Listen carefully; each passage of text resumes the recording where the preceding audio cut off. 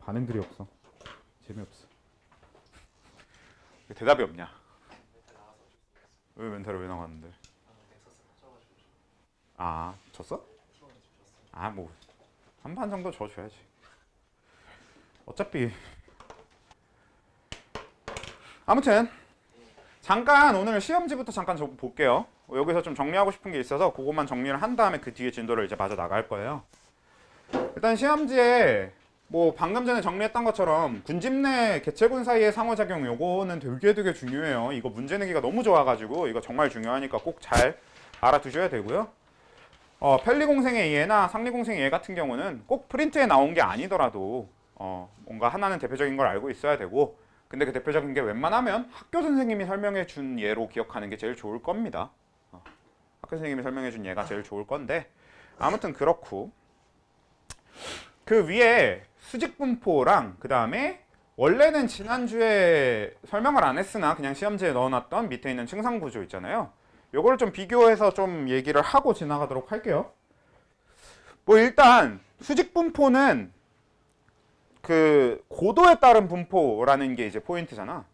그러니까 이건 말 그대로 땅 자체가 높냐 낮냐의 얘기죠. 그러니까 무슨 얘기냐면 그냥 이 광명시 바닥 여기에 있는 숲 이런 식으로 생각하는 게 제일 낮은, 그러니까 요 바닥 고도가 낮은 상태의 분포가 되겠고요. 그럼 고도가 높은 분포는 이제 어떤 걸로 가야 되는 거냐면 아예 저기 뭘로 할까요? 한 관악산 중턱, 뭐 관악산 꼭대기 이런 식으로 땅 자체가 높아지고 낮아지고 하는 게 요 수직 분포에 대한 얘기란 말이지. 그래서 그게 고도에 따른 분포인데, 요 밑에 층상 구조는 땅 자체는 그냥 맨 땅 하나고 이 고도가 차이 난다 이런 문제가 아니라, 여기에 이제 식물 군집이 발달할 때 밑에는 이제 풀떼기가 자라서 여기가 이제 우리가 흔히 얘기하는 초본층이 될 겁니다. 그래서 이런 초본층이 있을 거면 여기에 이제 덤불 식물이나 좀 키가 작은 나무들이 있는 이 정도 높이를 이제 관목층 뭐 이런 식으로 부를 거고, 그거보다 높은 층을 악교목층, 그거보다 높은 층을 교목층 이런 식으로 해서 그냥 발달되어 있는 식물 군집 자체를 층을 나눠서 얘기를 한다라는 얘기입니다. 근데 이거는 이제 층을 나누는 이유가 되게 간단한데, 키가 엄청 큰 나무들에는 주로 이제 어떤 생물들이 살 거냐면 뭐 새 이런 애들이 주로 살고 있겠지. 그거보다 키가 좀 작은 나무들한테는 뭐 다람쥐 뭐 이런 것들이 주로 살 수 있을 것 같고요. 아니면 그거보다 더 키가 작은 관목이 이제 있는 데는, 관목이 있는 그런 층에는 주로 이제 관목을 뜯어 먹거나 이런 동물들이 주로 살게 될 것 같고요. 그리고 이런 초본층에는 풀벌레 같은 어떤 벌레들이 많이 살 것 같고, 그치?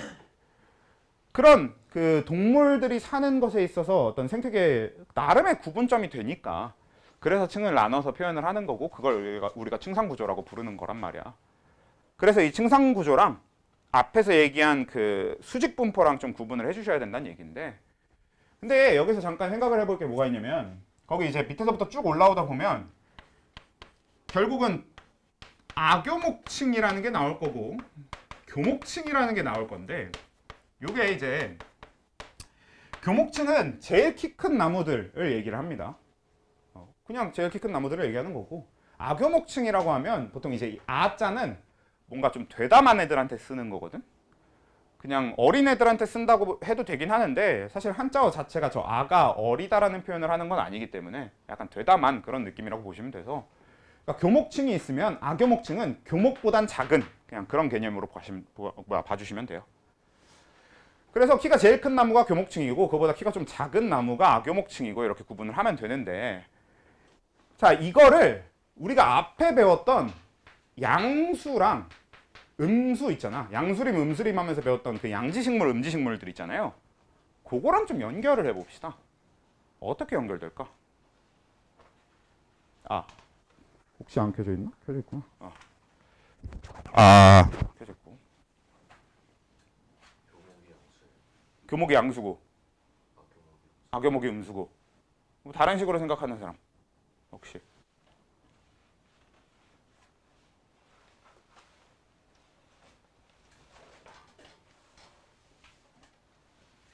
어떨까요? 원래 키가 큰 게 음. 양수 아니에요? 원래 키가 큰 게 양수 아니냐고. 그래요? 그래서 교목층이 양수고 악교목층이 음수다. 그렇게 생각하시는 것 같은데 일단 기본적으로 교목층과 악교목층은 그렇게 나뉘지 않습니다. 그렇죠? 그렇게 연결하는 게 아니야. 단순하게 교목층은 양수 혹은 음수, 악교목층은 양수 혹은 음수 이렇게 나눌 수 있는 게 아닌 게 자, 교목층은 키가 제일 큰 나무들이거든? 키 큰 나무는 어떤 나무야? 네, 오래 산 나무, 큰 나무들입니다. 악교목층, 그러니까 키가 조금 작은 나무들은 어떤 나무들이겠어?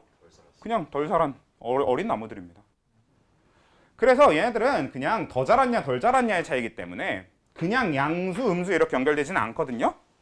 대신에 그래도 이런 생각은 좀 해볼 수 있어야 돼.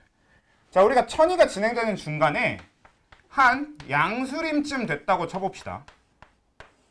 그럼 우리 양수림을 기준으로 했을 때 교목은 뭐고 악교목은 뭐게요? 교목층의 주가 되는 식물은 뭘 거고 악교목층의 주가 되는 식물은 뭐게? 교목층이 양수. 그치? 자, 양수림이라고 하는 건 제일 많은 식물이 뭐여야 되는 거냐면 양지식물이어야 돼요. 양수. 그래서 양지식물이 주로 이루는 게 양수림이니까 이때 교목층은 키가 제일 큰 애들은 양지식물, 양수림일 겁니다. 양수들일 거야. 근데 이때 악교목층은 어떻게 되게? 양수도 어느 정도 있겠지만 음수도 되게 많겠지. 음수가 되게 많겠지. 왜? 우리 음지식물이 자라는 조건이 뭐야? 위에 나무들이 덮어서 지표면에 도달하는 빛의 세기가 약해졌을 때 새로 자라는 게 양지식물이기 어려워서 뭐가 자란다? 음지식물이 자란다. 이런 거였잖아. 그러니까 이미 양수림이 형성되고 나면 저번에 얘기했다시피 새로 자라는 건 대부분 뭐가 된다고? 음지식물이라고 얘기했었죠. 그래서 악교목층은 음수가 굉장히 많은 비율을 차지하게 되겠지. 양수림이어도. 그래서 양수림 상태에서는 아마 교목층이 대부분 양지식물, 양수겠지만 악교목층은 양수랑 음수가 섞여 있거나 음지식물이 좀 많거나 이런 식이 될 거다라는 얘기인 거지. 근데 얘가 그럼 좀 진행돼서 혼합림이면 어떻게 되는 거예요? 혼합림에서는 어떻게 될까? 섞여 있어. 일단 교목층은 그치 양지식물, 음지식물이 섞여 있겠지. 그게 혼합림의 의미잖아. 그렇죠? 혼합림은 양지식물과 음지식물이 둘 다 많다. 둘 다 비슷할 정도로 많다. 이런 얘기가 되니까 이때는 교목층이 양수, 음수 딱히 구분하기 어려울 정도로 되게 둘 다 많을 겁니다. 근데 악교목층은 주로 음수겠지. 양수는 이제 거의 없을 겁니다. 왜? 양수림이 형성된 이후로부터는 새로 자란 애들은 계속 뭐였으니까? 음지식물이었으니까. 그런 식이 되겠지. 그리고 이게 시간이 더 지나서 완전히 음수림이 되면 어떻게 되겠어? 교목층은 주로 음지식물이 되겠지. 양지식물이 아예 없냐? 그건 아닌데 되게 적을 거 아니야. 주로 음지식물들이 차지하고 있을 거고. 그리고 악교목층은 전부 다 음지식물이겠지. 음수겠지. 지금 제가 말씀드리는 건 외우라고 얘기한 게 아닙니다. 이렇게 생각할 수 있어야 돼. 어차피 교목과 악교목은 뭐랑 바로 연결할 게 아니니까 문제에 주어진 조건에 따라서 여러분들이 생각해서 판단할 수 있어야 돼요. 그리고 그 조건은 그때그때 다를 거란 말이야. 그 중에서 가장 주기 좋은 조건으로 한번 생각해보자. 그냥 이런 거였습니다. 사실 이 생태계는 결국 대부분이 그래. 주어진 자료에 대해서 여러분들이 잘 해석하고 그걸로 잘 생각해서 그때그때 약간 융통성 있게 결론을 내려주는 거. 이게 굉장히 중요한 단원입니다. 그래서 이제 전에 언어 능력이 되게 중요한 단원이야 라고 얘기를 했던 거기도 하고요.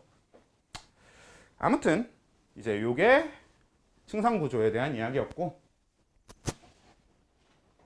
원래 이제 이 층상구조 끝나고 나면 군집에 남은 내용 중에 방영구라고 하는 게 있는데 이거는 뒤에 시간이 남으면 할 건데 보니까 시간이 안 남더라고. 그래서 오늘 안 할 거긴 합니다. 근데 대신에 이제 이거는 제가 영상을 미리 찍어둔 게 있거든요.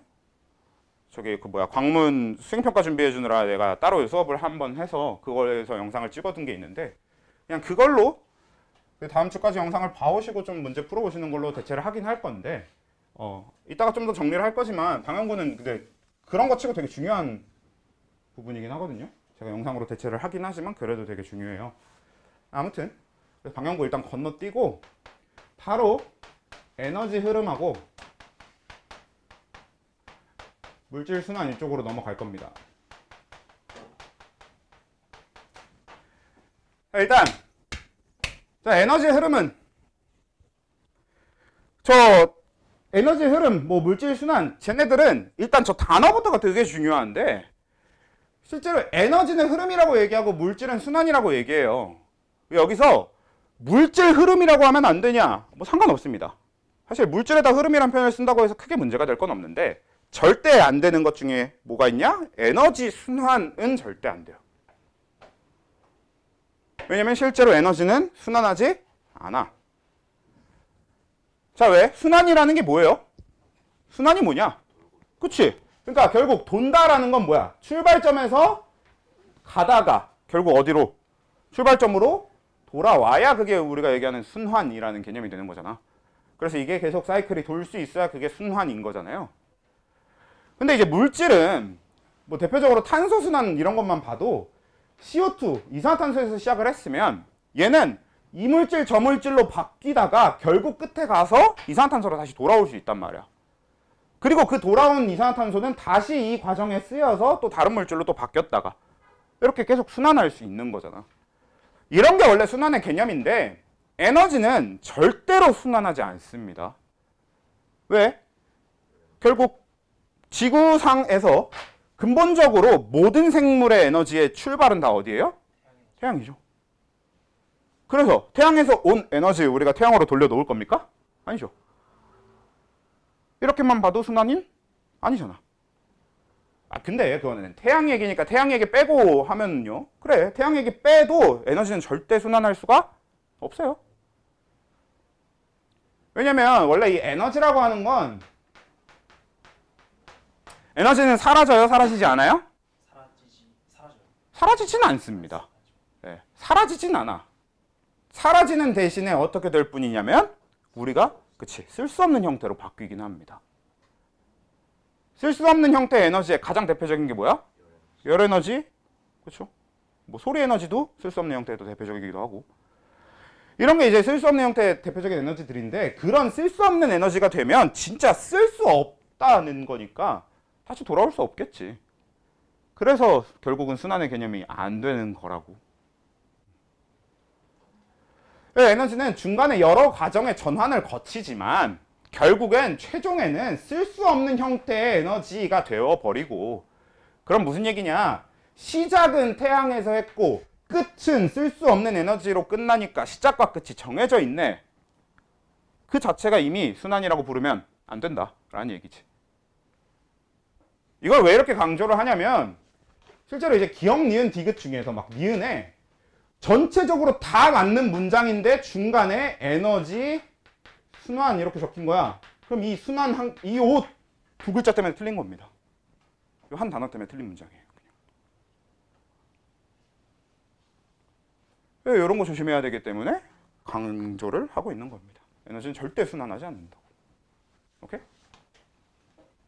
그래서 이제 에너지 흐름 중에 뭐부터 시작을 해서 볼 거냐? 생산자 군집의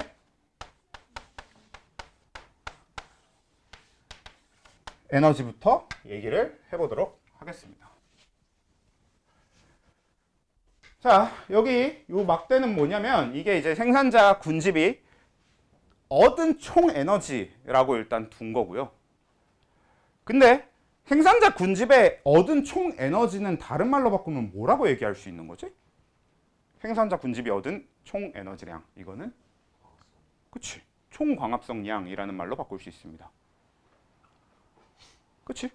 근데 그래서 여기다가도 이거를 이제 총까지는 맞는데 근데 총광합성량이라는 것 대신에 표현을 좀 바꿀 거예요. 왜냐면 총광합성량은 주로 한 개체한테 쓰는 표현이고 이걸 군집으로 확장하면 표현을 살짝 바꿔서 총 생산량으로 바꿀 거예요. 그래서 일단 이 총 생산량을 두고 생산자가 어디에 에너지를 쓸 건지를 좀 정리를 해봅시다. 자, 일단 에너지 어디다 써요? 네, 무조건 이 생산자가 쓸 에너지 중에 가장 대표적인 게 호흡량이 있겠죠. 우리 이미 빛의 세계의 작용으로 그래프 보면서 이미 다 얘기했던 거잖아 이건. 호흡량으로 쓸 거란 말이야. 그러면 생산자가 광합성을 통해서 만들었지만 호흡으로 써버리고 남은 양을 우린 뭐라고 해요? 뭐라고 부르면 되겠어? 원래 이거 뭐라고 해? 순광합성량이라고 부르지. 그치. 그럼 여기선 순생산량이라고 표현을 바꿔주면 되겠죠. 일단 생산자에서 에너지에는 이렇게 될 겁니다. 그러니까 생산자가 총 생산량 중에 호흡으로 쓰고 나머지 순생산량을 가지고 얘네들은 뭔가 하겠지. 그리고 이제 요 세 개는 일단 뭐 앞에서 배웠던 거기 때문에 좀 제대로 이렇게 좀 깔끔하게 해석을 해줄 수 있어야 되는데 요 뒤에 거는 그때그때 문제에 맞게 주로 나오는 것들을 제대로 해석해 주면 되는데요. 일단 가장 흔하게 제시되는 게 세 가지 정도 있어요. 일단 뭐가 있냐면 첫 번째 일단 피식량이 있습니다. 자, 피식량은 뭐죠? 네, 잡아먹힌 양이죠. 근데 생산자의 피식량은 결국 뭐야? 누가 가져가는 거야? 소비자? 그냥 소비자가 아니라 뭐라고 표현하면 좋아요? 1차 소비자라고 표현하면 딱 좋죠. 그러니까 저 피식량은 1차 소비자, 즉 소비자한테 이동하는 에너지량이 되겠죠. 요런 개념, 그러니까 이렇다라는 걸 이해하는 게 제일 중요한 거야, 다른 것보다. 그러니까 피식량은 소비자한테 이동하는 에너지구나라고 해석하는 게 중요한 거라고. 그래서 얘는 소비자한테 이동하는 에너지 피식량이었으면 이 두 번째는 뭐냐면 이제 얘가 이제 낙엽량이거든요. 낙엽이 뭐야? 잎이 죽어서 떨어지고 혹은 뭐 떨어져서 죽기도 하고 아무튼 그래서 잎이 떨어진 걸 낙엽이라고 하는 거잖아요. 그리고 이 낙엽은 시간이 지나면 어떻게 되죠? 네, 분해돼요. 그러니까 사라지는데 이 사라지는 게 결국 분해되는 거란 말이야. 그러면 결국 낙엽량은 누구한테 이동하는 에너지량인 거야? 분해자들한테 이동하는, 분해자 분집으로 이동하는 에너지량이 됐지. 오케이? 그런 식으로 해석할 수 있어야 된다고. 그 해석이 중요한 겁니다. 그 다음에 낙엽량이랑 주로 많이 같이 적혀 있는 게 이제 고사량인데 고사가 뭡니까? 시험 말고 예, 죽는 거긴 한데 이건 식물 전체가 죽는 것보다는 보통 식물의 일부가 죽는 거를 얘기를 해요. 가장 대표적으로 어떤 거냐? 우리 나무 같은 경우는 바람 같은 거 많이 불면 뭐도 떨어져. 잎만 떨어지는 게 아니라 예, 나뭇가지 같은 것도 부러져서 떨어지고 하잖아요. 그런 걸 이제 고사량에 집어넣어주면 돼. 뭐 간혹 가다가 뿌리가 썩는 경우도 있고 그런 것도 이제 고사량에 집어넣어주는 거고. 그런 게 이제 고사량이 되는 건데 그것도 결국은 다 썩는 거니까 뭐야? 분해자한테 이동하는 에너지량이죠. 그래서 같이 묶어주는 거고. 그래서 얘는 소비자한테 이동하는 에너지량, 얘는 분해자한테 이동하는 에너지량이겠구나 라고 해석할 수 있어야 된다는 얘기고 마지막 여기 이제 들어갈 게 뭐냐면 생장량인데 얘는 이제 우리가 군집을 기준으로 얘기를 하고 있는 거잖아요. 그러니까 군집 내에 개체수가 늘어가면서 그냥 생장 자체에 쌓이는 유기물량이 존재할 거 아니야. 그런 걸 그냥 저기 생장량에다가 넣어주면 됩니다. 그러니까 에너지를 꼭 만들었다고 해서 그걸 다 써야 되는 게 아니라 가지고 있을 수도 있잖아. 그런 걸 이제 생장량에 넣어주는 개념이라고 보면 되는 거지. 오케이? 그래서 저렇게니까 그러니까 얘는 가지고 있는 에너지량, 이건 분해자한테 이동하는 에너지량, 이건 소비자한테 이동하는 에너지량이라고 보시면 되겠습니다. 알겠죠? 그러니까 실제로 생산자가 직접적으로 쓰는 에너지량은 호흡량밖에 없어요. 근데 이거 원래 모든 생물이 다 그래요. 호흡이 곧 유기물의 소모고 유기물의 소모 에너지 소모니까. 됐죠? 그래서 생산자는 이 정도로 해석해 주면 되겠고 1차 소비자도 잠깐 볼게요.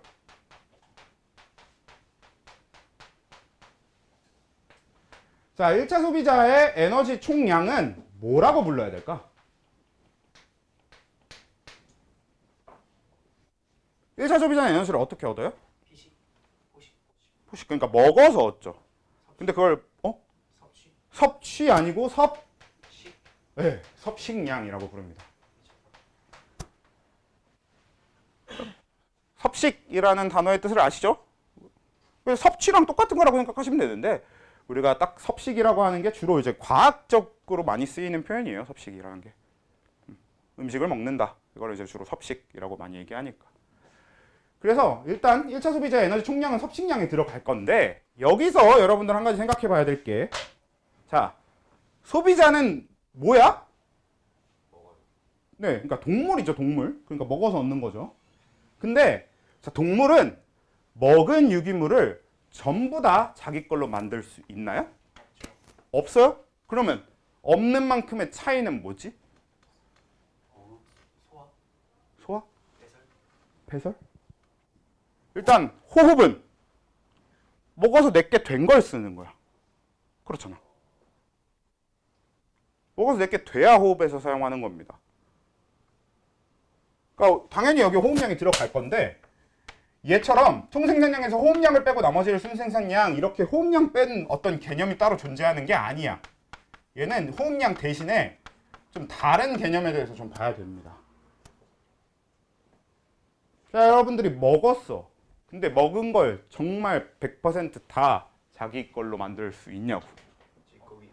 예, 찌꺼기가 생겨요. 예, 그게 대변으로 나가죠. 그걸 우린 뭐라고 해? 배설, 배설은 소변입니다. 배설은 내가 흡수한 걸 쓰고 그래서 생기는 이물질을 버리는 거예요. 배변. 근데 배변량이라고 하진 않고 이걸 이제 우리가 배출량이라고 부릅니다. 그러니까 실제로 배출량은 얘가 흡수한 에너지가 아닌 거지. 그렇잖아. 그러니까 예를 들면 제가 뭐 1000kcal를 먹었다고 쳐요. 근데 그 중에서 내가 싼 게 대변으로 나온 게 한 200kcal쯤은 내가 그냥 대변으로 내보낸 거야. 그럼 실제로 내가 흡수한 양은 800kcal가 될 거다라는 얘기인 거지. 그러니까 먹었다고 우린 그걸 전부 다 얻을 수 있는 게 아니잖아. 그래서 섭식량이라는 게 존재할 때 그중에 배출량이 빠져야 돼. 그리고 그 나머지를 우리는 동화량이라고 합니다.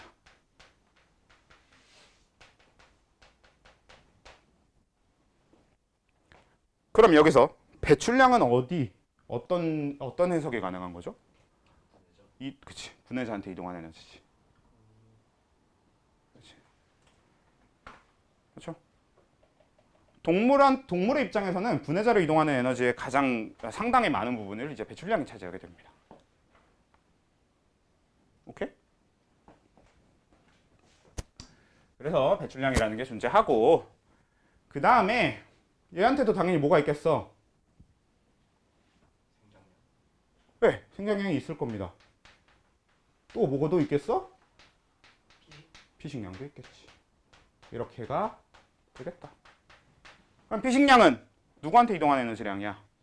2차 소비자한테 이동하는 에너지량이 되겠지. 그리고 생장량은 그냥 이 개체군, 이 군집 내에 쌓여있게 되는 유기물량 뭐 이런 게 되겠죠. 개념이 이해가 되냐고? 되죠? 이렇게 해석하는 게 중요한 겁니다. 어디로 이동하는 에너지량인 건지 아니면 본인이 가지고 있는 에너지량인 건지. 근데 사실 이제 그 프린트나 내용 같은 걸 보다 보면 여기 이제 피식량하고 시체량 이런 것들이 같이 들어있어요. 그러니까 사실 소비자는 소비자한테 이동하는 에너지랑 분해자한테 이동하는 에너지를 정확하게 구분하진 않아요. 근데 그래도 일단 얘는 확실히 분해자한테 이동하는 에너지량인 건 알고 있고요. 뭐 아까 얘기하는 거 보니까 배출량도 소비자한테도 이동할 수 있는 거 아니에요? 라는 걸 앞에서 누가 얘기를 하더라고. 그 똥개가 똥 먹는 거 아니냐고 뭐 전 잘 모르겠네요. 아무튼 그건 좀 이상한 것 같고 아무튼 배출량은 기본적으로 그 분해자한테 이동하는 유기물량이라고 봐야 될 거고 피식량을 포함해서 여기에는 이제 분해자한테 이동할 양하고 그 소비자한테 이동할 양을 다 넣을 수 있지만 그냥 지금 우리는 정리할 때 좀 구분을 하기 위해서 이걸 그냥 피식량만 적어 둘게요. 어차피 그건 문제 조건마다 어떻게 주느냐가 조금씩 다른 거니까. 근데 어차피 지금 적혀 있는 이런 것들은 해석의 문제입니다. 막 일일이 다 외워야 되고 이런 거 아니에요. 그냥 해석할 수 있으면 돼. 근데 이건 해석의 문제라고 해도 그래도 여기서 꼭 알아야만 하는 게 뭐냐. 자, 결국은 1차 소비자의 섭식량은 뭐와 같아야 되는 거야? 뭐 당연히 동화량 플러스 배출량과 같아야 되는 거지만 그거보다 더 중요한 게 생산자의 피식량과 같아야 되는 거죠. 그게 핵심입니다. 오케이? 결국은 1차 소비자의 섭식량이라고 하는 게 생산자 군집, 생산자의 피식량과 같아야 된다는 거예요. 한마디로 1차 소비자의 에너지 총량은 뭐야? 생산자의 피식량과 같다는 얘기입니다.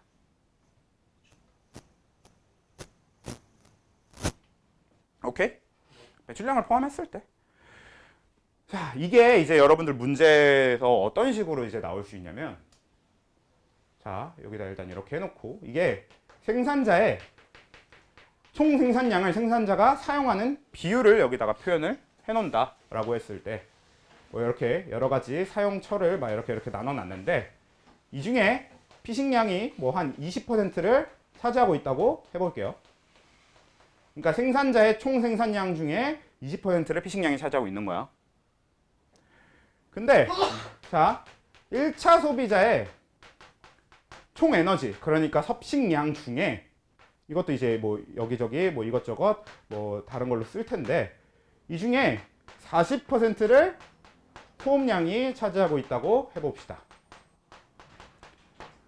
그러면 1차 소비자는 생산자의 총 생산량, 1차 소비자의 호흡량은 생산자의 총 생산량의 몇 %일까요? 이런 질문이 나오기도 해요. 몇 %야? 질문을 다시 얘기해볼까? 그러니까 1차 소비자의 호흡량은 생산자의 총 생산량의 몇 %냐고.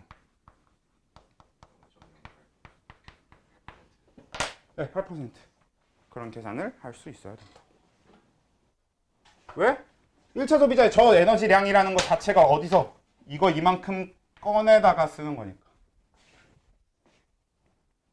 그렇죠? 그래서 얘 에너지 중에 20% 꺼냈는데 그 중에 40%가 소호흡량인 거니까, 그러면 얘의 8%가 1차 소비자인 거지. 그러니까 사실 얘는 뭐야? 요 안에 이렇게 칸을 나눠서 집어넣을 수 있을 거란 얘기인 거지. 오케이? 그리고 이건 꼭 여기서만 성립하는 게 아니라 계속 넘어가면 계속 성립할 겁니다. 무슨 얘기? 2차 소비자가 나온다면 2차 소비자의 총 섭식량은 뭐랑 같아야 되겠어? 1차 소비자의 피식량과 같아야 되겠지.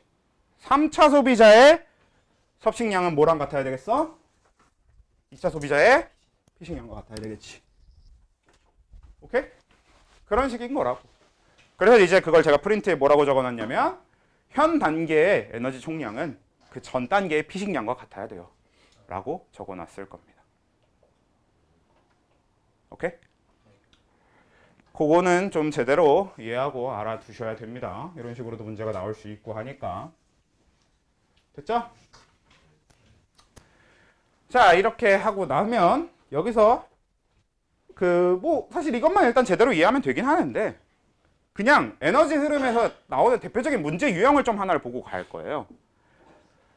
가장 대표적인 문제 유형이 뭐냐면, 그냥 진짜 이 에너지가 흘러가는 에너지 흐름을 좀 수치화해 갖고 표현해 놓은 이런 식의 문제가 많이 나오는데, 한번 봅시다.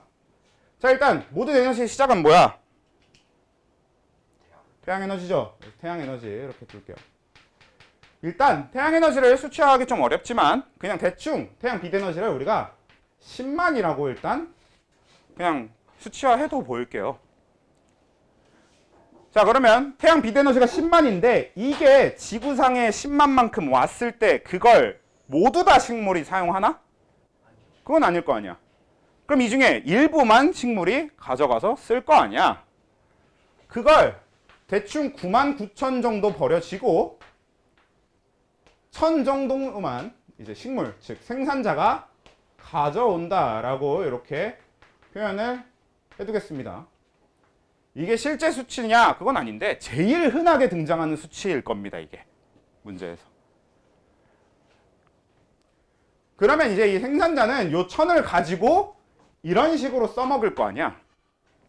근데 여기서 요 지금부터 그릴 이 문제, 요게 이제 문제 나오는 자료인데 그 문제 나올 요 자료에서 항상 단서로 붙는 조항이 뭐냐면, 그러니까 조건으로 붙는 조항이 하나 있는데 그게 뭐냐면 얘네들은 안정된 생태계를 기준으로 한다라고 적혀 있어요.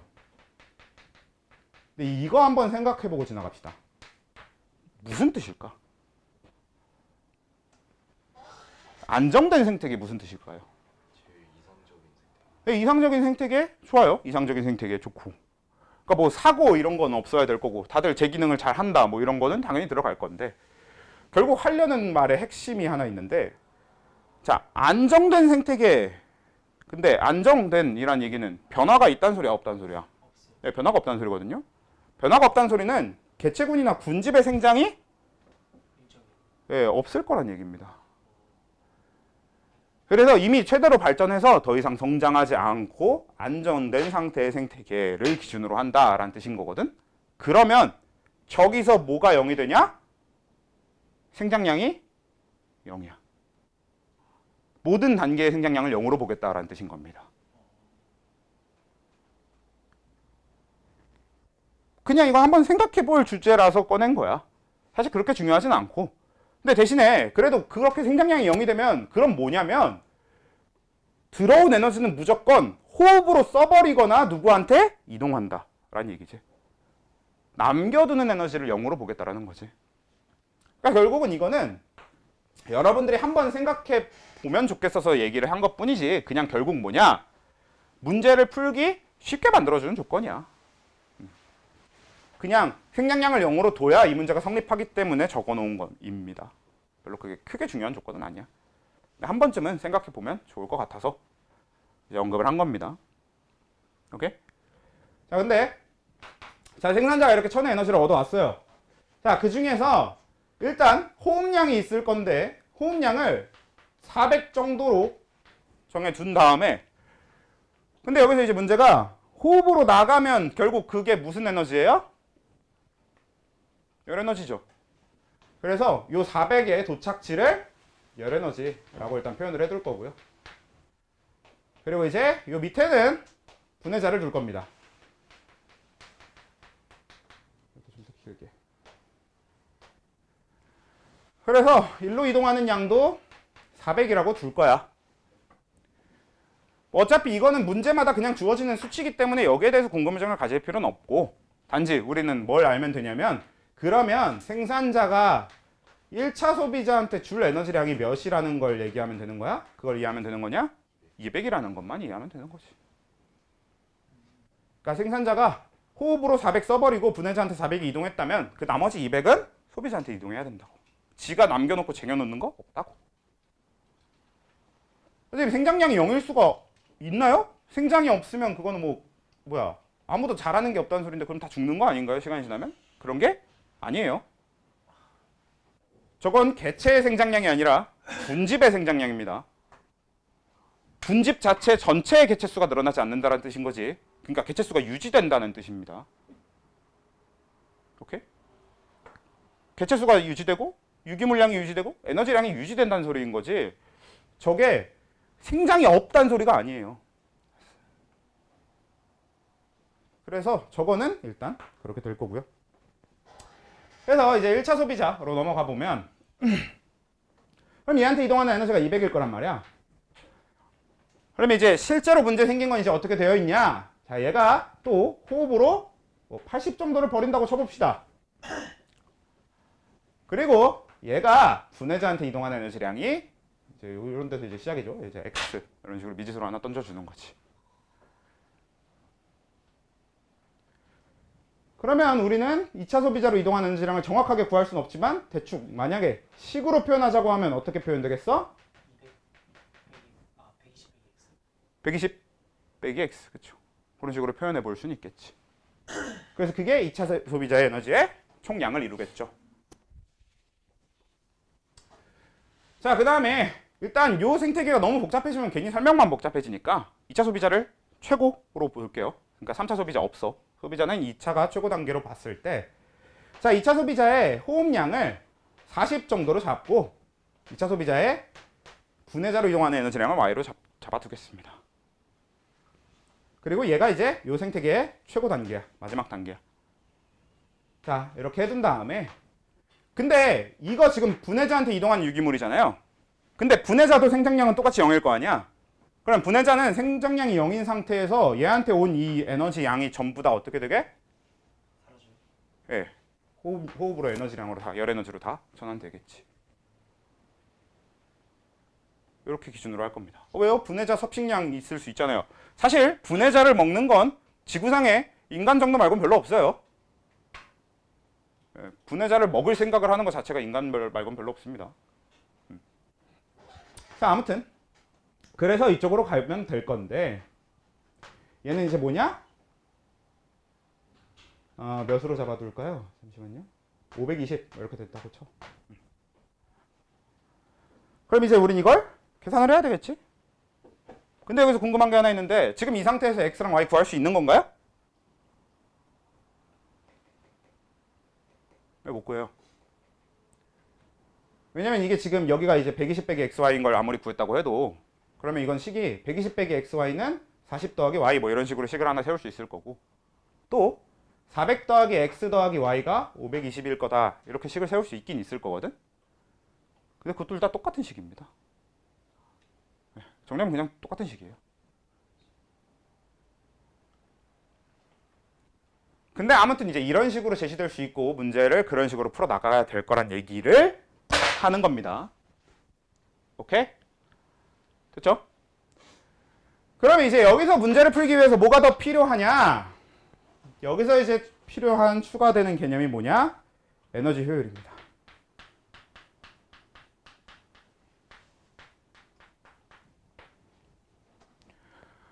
자, 이제 이 생태계에서의 에너지 효율 얘기를 할 건데 자, 효율이라는 건 결국 뭐야? 효율이라는 건 뭐야? 네, 원래 이제 물리나 이런 쪽에서 주로 쓰는 표현으로 딱 따져보면 그쵸? 받은 양분의 일한 양 이게 이제 주로 제일 많이 하는 표현이 되겠죠. 근데 생태계에서의 효율은 조금 다르다면 달라요.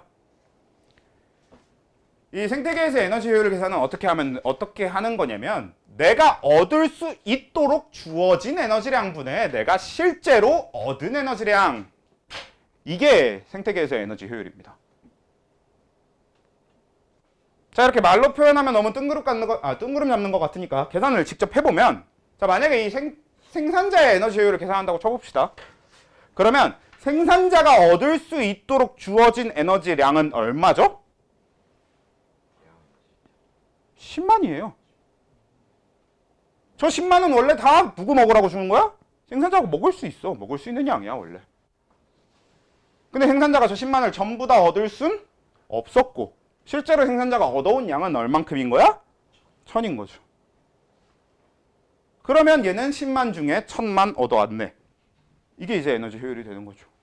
그래서 10만 분의 1000 이렇게 될 거고.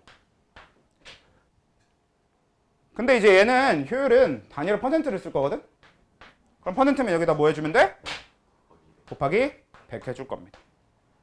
그래서 생산자의, 지금 여기서 생산자의 에너지 효율은 1%가 나오겠지. 이런 식인 거라고. 한 번 더 해볼까요? 2차 소비자의 에너지 효율은 어떻게 되는 거죠, 그러면?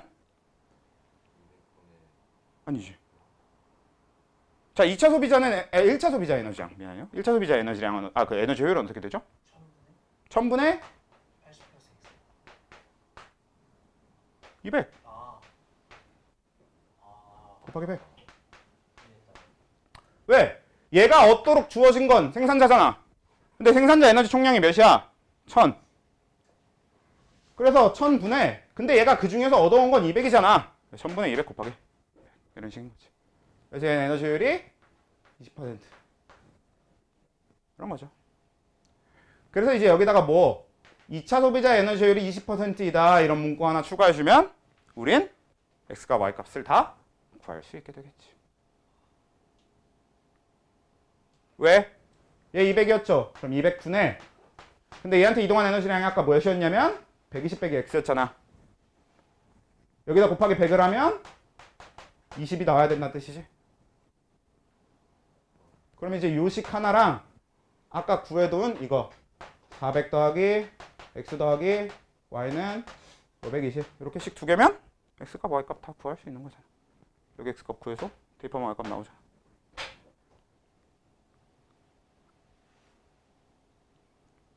오케이? 뭐 이런 식이 될 거라고. 어차피 이 문제 자체는 문제 푸는 문제니까 나중에 여러분들이 하면 되는데, 그러니까 이런 문제가 나올 수 있다라는 거고, 결국 지금 여러분들이 꼭 알아둬서 지나가야 될 거는 뭐냐? 에너지 효율 계산하는 방법이랑 지금 이 에너지 흐름에서 이 생산자의 에너지 총량이라는 건 진짜 여기서 가져온 양이 되는 건데, 이건 여기 호흡량하고 분해자한테 이동한 에너지량하고 그 다음 단계로 이동한 에너지량의 합과 같을 거라고. 그런 개념이 이제 핵심이 되는 겁니다. 지금 여러분들이 꼭 알아둬야 되는 건.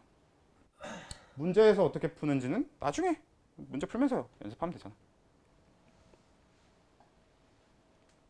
이해는 됐나요? 네. 열에너지가 총 받은 거는 왜 천이 아니죠?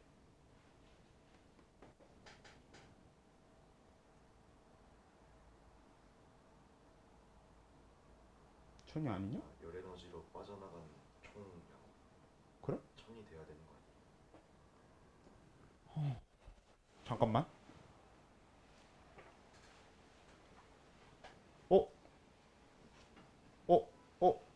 야, 이거 80으로 두고, 미안해요. 제가, 이거 20으로 둬야 되겠네. 그 다음에, 80. 그럼 1040이 돼버리는 거 아니에요? 아니, 문제를 내다 말아서 그래. 잠깐만 기다려봐. 그래서, 분해자에서 열로 가는 게 500이 요것도 바꿔야 될 거고. 잠깐만, 이거 40으로 놓고. 만들어 온 게 아니라 내가 지금 급하게 만들어서 그렇습니다. 나중에 20 하면 되니까, 그래, 500 하면 되겠네요. 그럼 되네요. 그렇지? 뭐 아무튼 아까 얘기했다시피 어차피 문제는 크게 중요한 건 아니고. 오케이? 그래서 에너지 효율 구하는 거 또 마찬가지로 이제 그래서 그 프린트에 뭐라고 적혀 있을 거냐면 전 단계 에너지 총량분의 현 단계 에너지량 곱하기 100 이렇게 적혀 있을 거예요. 그러니까 그게 생산자 기준으로는 태양 에너지 총량 분의 저 태양 비대에너지로 문제에서 주어진 에너지 총량 분의 생산자한테 이동한 에너지 총량 곱하기 100 이런 식이 될 거라는 거고, 얘는 이 생산자가 이 얻은 에너지 분의 얘가 생산자한테 얻은 에너지 곱하기 100 이런 식이 될 거라고. 알겠냐고. 어차피 나중에 풀면서 연습할 건데 얘가 수능에도 거의 꼭 나오고요. 수능에 나올 확률 얘 아니면 방영구 둘 중 하나는 뭐 꼬박꼬박 나오는 편이에요. 그래서 좀 중요한 편입니다. 뭐 은근히 애들이 좀 틀리는 편이기도 하고 수능에서도. 알겠죠? 아이고 시간 많이 흐른 것 같은데 시간 없는데. 자 아무튼 이렇게 되는데 여기서도 좀 얘기해야 될 게 뭐가 있냐면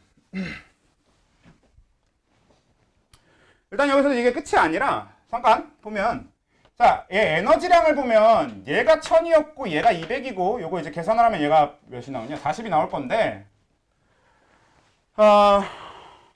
맞지? 40이면 20% 맞냐? 맞네요. 네. 그래서 이런 식이 나올 건데 제가 저 에너지량이 지금 상위 영양 단계예요. 그러니까 영양 단계라고 하는 게 생산자 1차 소비자, 2차 소비자, 뭐 3차 소비자, 4차 소비자 이런 게 영양 단계예요. 그랬을 때 상위 영양 단계로 갈수록 에너지량이 어떻게 되는 걸 볼 수 있어? 줄어들어요. 근데 이건 사실 뭐야? 당연한 거지. 이건 좀 당연한 거긴 해. 근데 이건 뭔 얘기를 하려는 거냐면 그래서 이 에너지량은 그래프를 그렸을 때 밑에 단계가 더 큰 값을 갖고 위에 단계가 더 작은 값을 가지니까 피라미드형이에요. 역피라미드형이에요. 피라미드형이라고 표현할 수 있겠죠. 그래서 얘는 피라미드형이 나타나게 되겠지. 이건 항상 무조건 그래요. 에너지량은 항상 피라미드형이 나와야 될 거고. 그리고 에너지 효율은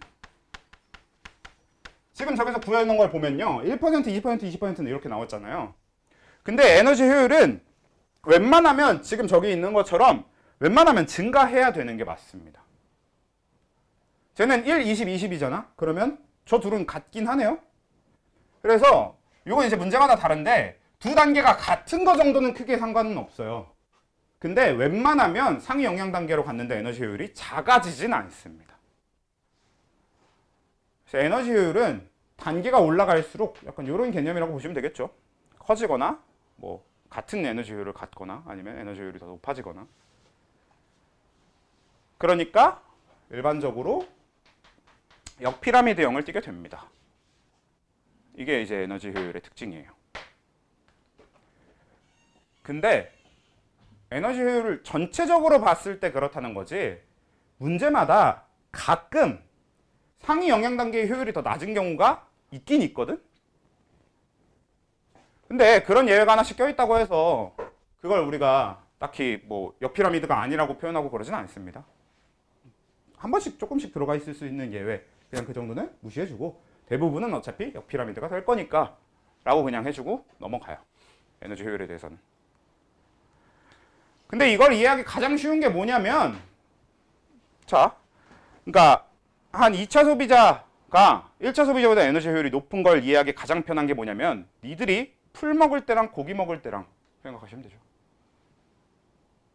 사람은 풀을 먹을 때는 1차 소비자고 고기를 먹으면 2차 소비자거든요. 아무리 생각해도 뭐가 에너지 효율이 높아 보여요? 고기 먹는 게 에너지 효율이 높아 보이죠? 실제로 그렇습니다. 그렇게 생각하면 좀 이해하기 편하지. 그래서 이게 이제 에너지 효율이 역피라미드 구조다라는 거고요. 그 다음에 이제 좀 같이 보면 될 게 뭐가 있냐면 생체량인데, 혹은 뭐 생물량이라고 부르기도 하고요. 자, 요거는 뭐냐면 이 생체량, 생물량은 그 군집이 가진 전체 에너지량이랑 그냥 똑같아. 그러니까 다시, 그러니까 생체량이 이거는 그 군집이 가진 전체 유기물량을 얘기하는 거거든, 정확하게. 근데 사실 유기물량이 결국 뭐야? 에너지량인 거잖아.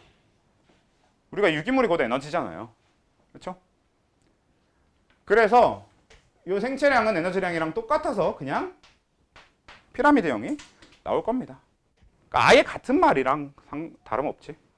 생체량, 생물량이라는 표현이랑 에너지량이라는 표현은 어차피 같은 말이나 다름없어. 됐나요, 일단? 여기까지는 좋고. 자, 그 다음에 만약에 또 개체수에 대해서 또 이 개체수 피라미드를 본다면, 개체수 피라미드는 피라미드일까요, 역피라미드일까요? 피라미드형을 띠겠지. 이것도 왜? 이건 이미 우리 지난번에 얘기했다시피 피식자랑 포식자 중에 무조건 누가 더 많아야 된다 그랬어. 피식자가 더 많아야 된다 그랬잖아. 그러니까 당연히 상위 단계로 갈수록 개체수가 줄어들어. 근데 이 개체수 피라미드 때문에 얘기를 할 게 좀 있어요. 보면, 자, 이 피라미드를 실제로 그려보면 여기 이제 생산자, 여기 1차 소비자, 여기 2차 소비자, 이렇게 3차 소비자까지 그린다고 쳤을 때 개체수 피라미드가 일반적으로 이제 이런 느낌인 거지. 이런 느낌인 거지. 근데 이 개체수 피라미드가 어떻게 나오는 경우가 있냐면,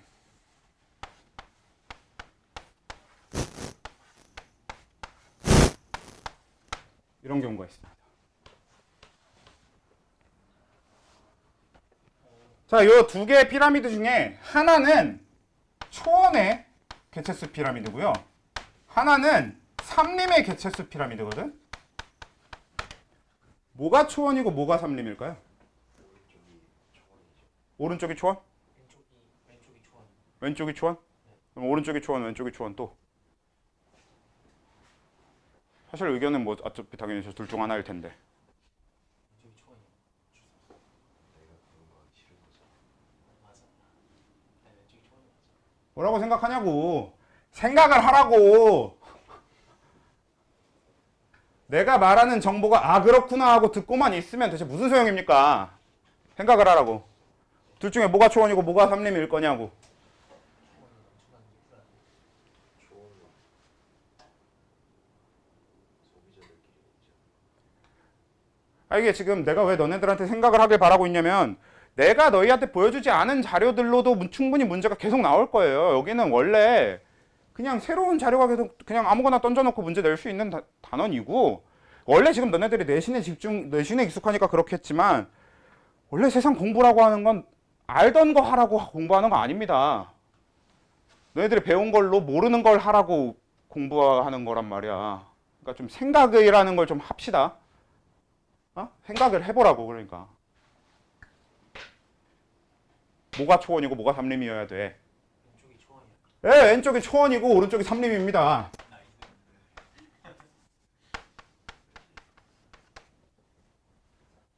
자, 왜냐면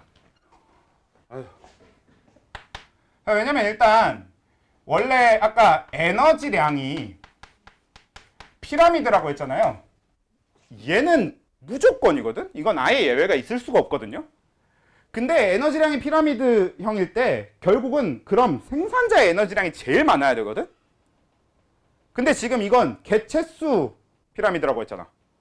근데 왼쪽은 생산자 개체수가 많은 거고 오른쪽은 생산자 개체수가 적은 거잖아. 그러면 이거를 해석해보면 무슨 뜻이냐면 에너지량은 생산자가 제일 많아야 되는데 그렇단 얘기는 얘는 개체 하나당 에너지가 많단 얘기고 얘는 개체 하나당 에너지가 적단 얘기죠. 그럼 개체 하나당 많은 에너지를 갖는 건 나무야, 풀이야? 나무잖아. 이쪽이 나무고 저쪽이 풀. 그래서 이쪽이 삼림, 저쪽이 초원입니다.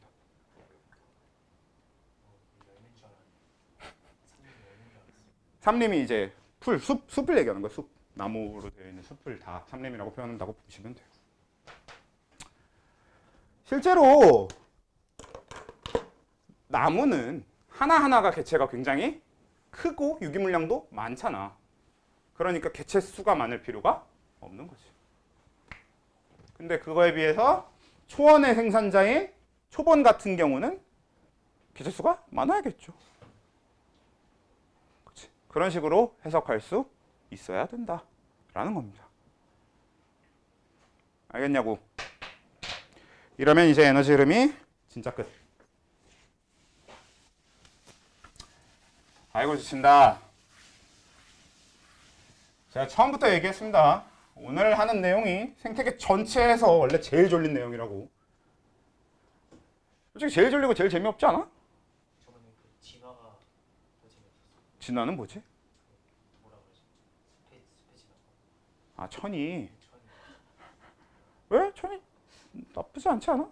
아닌가? 그게 더 재밌어. 그래?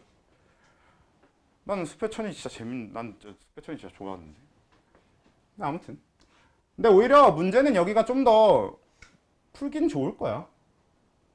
얘네들은 좀 계산하고 딱딱 끊어지는 것들 위주로 되어 있어가지고 대신에 뭐 해석의 다양성 이런 것들이 있어서 좀 불편할 수도 있는데 사실 해석의 다양성은 생태계 전체가 다 그런 거라서 차라리 여기가 해석은 오히려 딱딱 끊어지는 쪽입니다.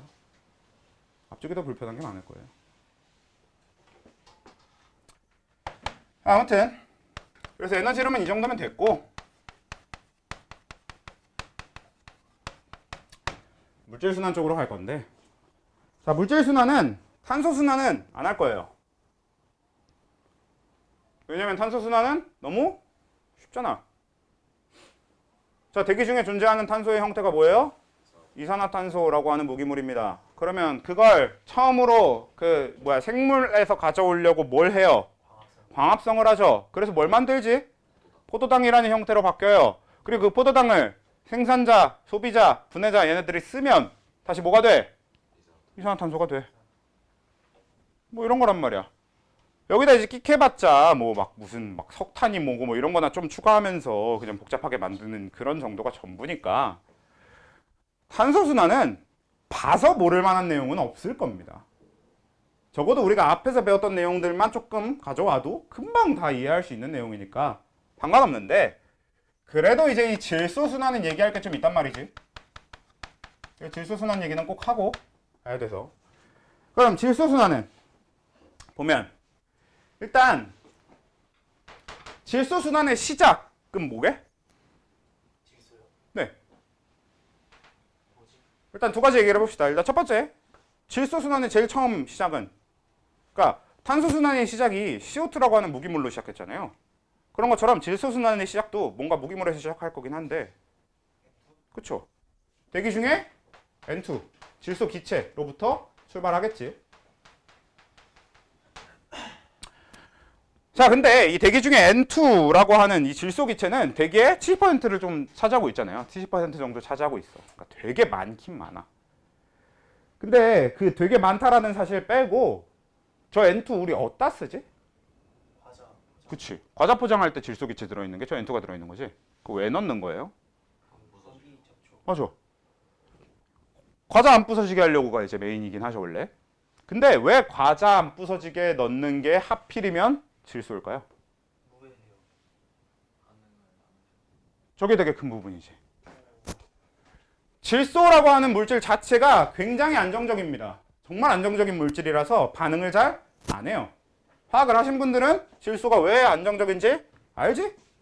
삼중결합하고 있어서. 그래서 저 질소는 굉장히 안정적인 물질이기 때문에 웬만하면 반응을 안 해. 그래서 질소를 채워 넣으면 과자가 변질될 일이 없잖아. 그러면서 과자가 부서질 일도 없게 만드는 거지. 사실 막 이제 혹자들은 그런 얘기 하잖아. 질소를 많이 넣어놓는 거 많아 보이려고 하는 거 아니냐 하는데 질소를 넣든 안 넣든 어차피 중량은 똑같아. 어차피 과자는 다 중량을 기준으로 만들어지는 건데 그게 뭐 양이 많아 보이고 적어 보일 거가 아무 상관없지. 그래서 질소라고 하는 건 어차피 딱 그런 정도의 의미인 건데 근데 그게 생물이 쓰려고 하잖아? 그럼 되게 큰 문제가 됩니다.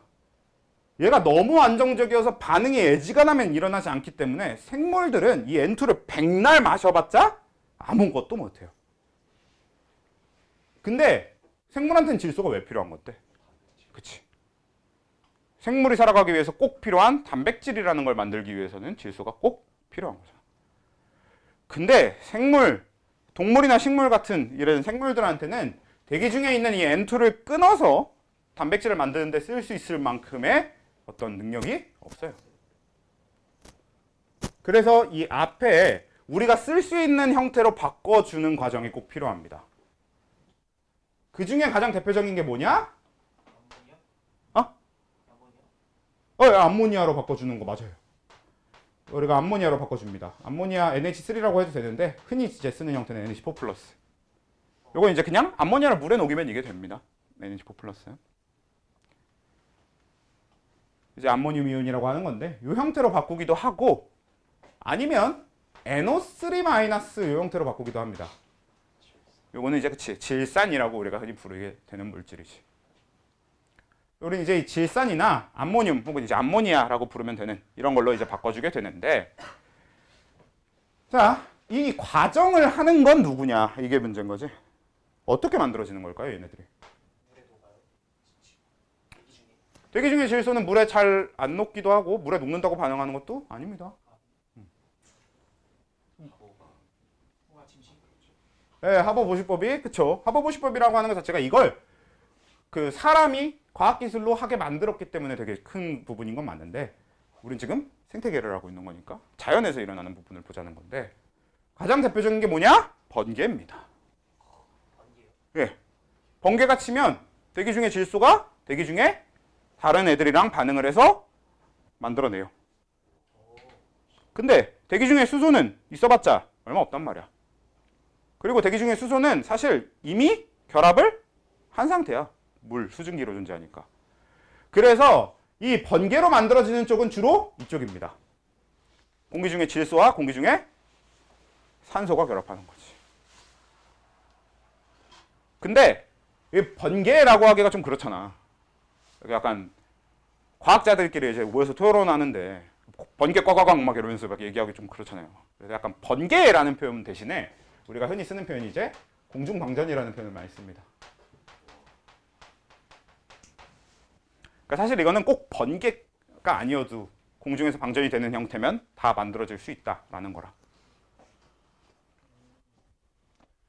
그래서 주로 이제 이 공중방전에 의해서 만들어지는 쪽이 이 NO3- 쪽이 되고요. 그리고 그럼 이 NH4+ 쪽은 어떻게 만들어지냐? 얘는 아예 질소를 이걸로 바꿀 수 있는 생물이 존재해요.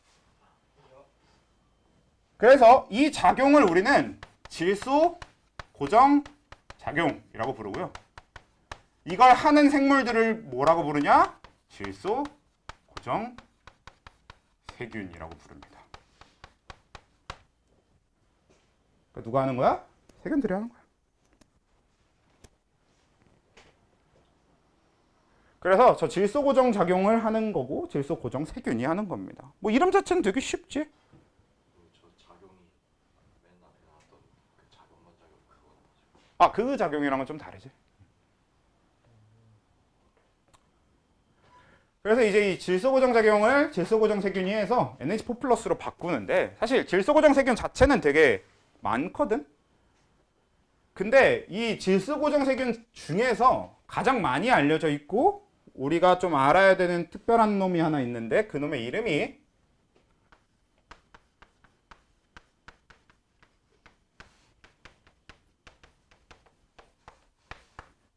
라는 놈이 있어요. 뿌리옥박테리아라는 놈이 있습니다. 해석하면 박테리아 무슨 뜻? 세균이란 뜻이고요. 그러면 뿌리 혹에 사는 박테리아네요. 뿌리 혹에 사는 세균이지. 근데 여기서 얘기하는 세균은 무슨 세균일 거냐면 질소 고정 세균일 거 아니야? 저 뿌리 혹 박테리아 어디 살게? 식물의 뿌리. 네, 뿌리니까 식물의 뿌리일 건데 얘는 모든 식물의 뿌리에 살진 않고 딱 특정 식물의 뿌리에 살아요. 고구마, 감자. 그럼 우리가 박테리아를 먹는 거잖아. 좋은 거 아니에요? 자, 여기서 특징이 뭐냐면 대부분의 식물들은 얘를 쓸 수 없습니다.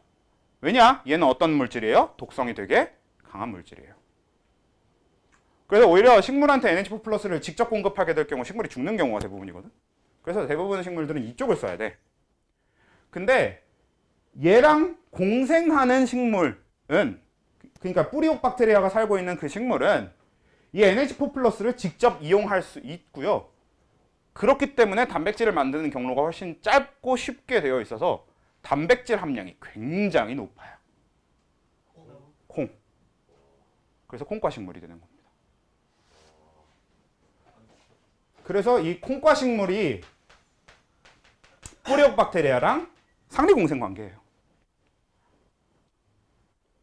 그래서 이 뿌리옥 박테리아가 이 질소 고정 작용을 통해서 NH4+를 만들어주면 그럼 그거를 콩과 식물은 직접 갖다가 이용해서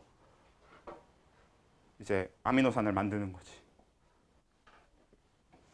근데 콩과 식물을 제외한 대부분의 식물은 이쪽이 아니라 NO3-를 써야 되거든. 근데 여기서 문제가 하나 있지. 뭐냐?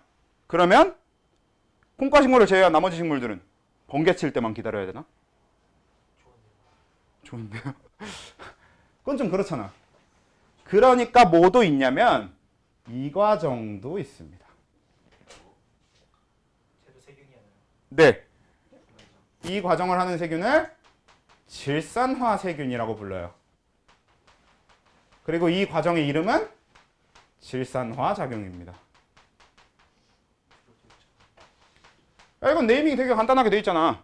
왜? 지금 이 과정으로 뭐 만드는 거야? 질산 만드는 거잖아. 그래서 암모늄이온, 암모니아로 질산을 만드는 과정은 질산화 작용이고 그건 누가 하냐면 질산화 세균이 하는 거예요. 돼? 이렇게? 그렇죠? 그 다음에 얘네 둘은 결국 이제 만들어졌으면 누가 갖다가 이용하는 거냐면 생산자가 아까 갖다가 이용한다고 얘기했잖아요. 그래서 생산자는 이제 이 둘을 갖다가 뭘 쓸 거냐? 아미노산을 합성하고 결국은 이게 뒤로 가서 뭐가 만들어지냐? 단백질까지 만드는 거죠. 그치? 이 과정을 이제 생산자, 식물들이 할 거라고. 근데 여러분, 이 과정 이름은 여러분들이 이미 알아요. 이미 배웠어. 펩타이드. 우리가 생태계 전반, 생태계가 아니라 생명과학원 전반적으로 계속 쓰던 표현이에요. 펩타이드. 자, 아미노산, 단백질 이런 물질들은 어떤 물질이죠? 유기물이면서 어때요? 탄소. 커요, 작아요? 작아요. 커요. 커요. 누구보다? 얘네들보단 클 거 아니야. 그치? 그래서 얘들 동화작용이라고 하면 됩니다. 그래, 앞에 했잖아. 작은 물질을 큰 물질로 합성, 동화작용. 근데 앞에 뭐 붙여주냐? 질소 가지고 하는 동화작용이니까 질소 동화작용이라고 붙여줍니다. 그래서 얘가 질소 동화작용이에요. 누가 해? 그쵸? 그렇게 하면 이제 안 되고 누가 한다고 방금 얘기했어? 생산자가 한다고 했잖아. 얘는 이제 질소 동화 작용은 질소 동화 세균 없고요. 그냥 생산자가 하는 겁니다. 알겠냐고? 그러니까 질소 동화 세균 이런 건 없습니다. 질소 동화 작용은 이제 생산자가 하는 거고 그게 얘네들을 가지고 아미노산을 만들고 그래서 단백질이 만들어지는 과정이 되는 거지. 됐죠? 그리고 이제 이 아미노산 단백질로 만들어졌던 걸 다시 NH4 플러스로 되돌리는 과정도 있어야 될 거 아니야. 이 과정도 여러분 알거든? 뭐야? 배설. 결국은 배설이지만 이게 만들어지는 과정은 배설이 아니라? 그래. 이화작용 중에 그죠? 그래서 이건 뭐 따로 안 외워도 되잖아. 호흡 뭐 내지는 이화작용 정도면 충분할 것 같아요. 어차피 이건 외워야 되는 과정은 아닙니다. 그래서 이제 동물의 이화작용이나 분해자나 생산자의 이화작용을 통해서 다시 NH4 플러스가 될 수 있어요. 단백질이. 오케이? 이화 정도로 기억하면 좋겠다. 그러면 이건 무슨 얘기냐? 이제 요 안에서만 해도 사이클이 돌 수 있겠지? 순환이 되죠. 그러니까 NH4 플러스가 질산화 작용을 거쳐서 NO3-가 되면 질소 동화 작용을 거쳐서 식물한테서 아미노산, 그러니까 생산자한테서 아미노산이 만들어질 거고 그리고 그건 단백질로 만들어져서 뭐 소비자한테 이동하거나 분해자한테 이동하거나 아니면 생산자가 본인이 직접 써. 그래서 이화작용을 거치면 결국 다시 NH4 플러스가 될 거고 그럼 또 그 NH4 플러스는 이렇게 돌 수 있는 거지. 이 안에서만 해도 순환을 할 수 있지. 근데 결국에는 이 순환이 완성이 되려면 뭘 해야 돼? 어떤 과정이 꼭 필요해? 이걸 최종적으로 순환으로 완성을 하려면? 저거 이화? 왜 출발점이 N2였으니까. 그치? 도착점을 똑같이 N2로 찍어줘야 되잖아요. 그래서 이 N2로 다시 되돌리는 과정은 NO3에서 출발해서 이렇게만 일어날 수 있고요. 이것도 이러면 되게 쉽습니다. 여기 이게 질산이 되는 게 질산화 작용이었잖아요. 그러니까 질산에서 질산이 아니게 되는 과정은 탈질산화 작용입니다. 누가 하겠어? 탈질산화 세균. 네, 탈질산화 세균이에요. 그렇게 하면 질소순환 완성. 오케이? 됐죠? 그러면 일단 끝인데 근데 잠깐 우리 프린트 좀 볼게요. 그러니까 우리 답지 프린트 있잖아.